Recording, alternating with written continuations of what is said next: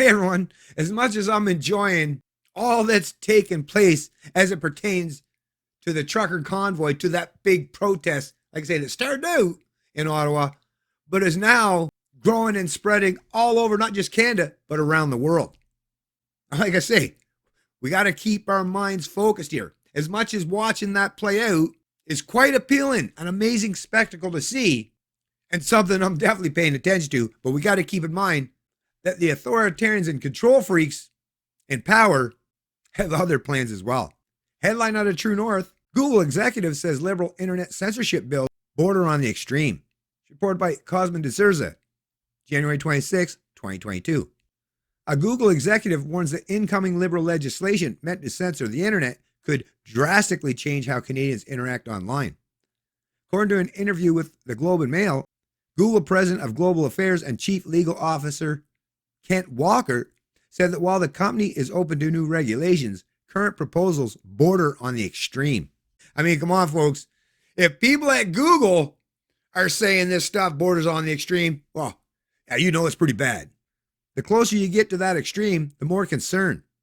Whether that's on bespoke content regulation or local content requirements or government mandates for link taxes and other sorts of things, any flavor of one of these could actually really be bad, Walker told the outlet.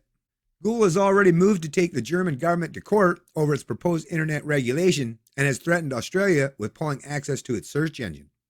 Similarly, last year, Facebook temporarily banned news from being shared on its platform in Australia, forcing legislators to walk back on several policies. For some time now, the Liberals have been floating several pieces of legislation, including Bill C-10 and Bill C-36, which intend to tackle a swath of digital issues.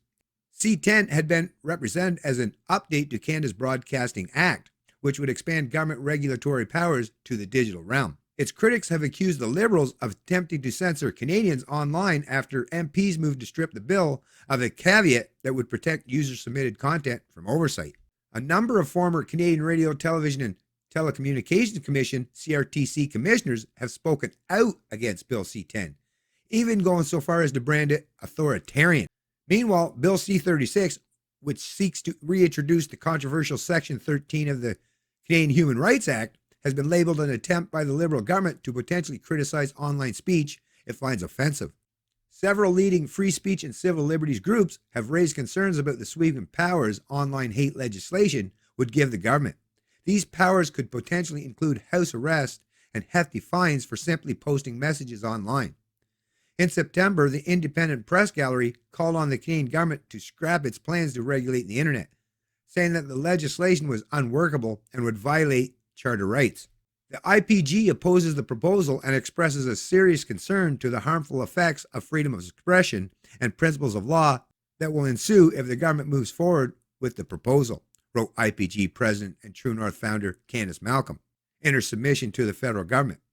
We expect that the government will take her criticisms into account and will cease its pursuit of the proposals in its current form. Well, I wouldn't hold my breath there, but just like with that convoy, with all those truckers there in Ottawa, if enough Canadians push back against this and send the message that they're not going to allow this kind of thing to take place, well, it won't. Once again, folks, I just got to remind you, although most of you folks already know, so help out others that you know to come to realize that, yes, the power ultimately is in our hands. But like I've said so many times before, you have to be a big enough force. You have to have the numbers in order to send that message properly. And I'm starting to see signs now that Canadians may very well be getting to that point. I sure hope so. It's Canadian Libertarian, and I love liberty.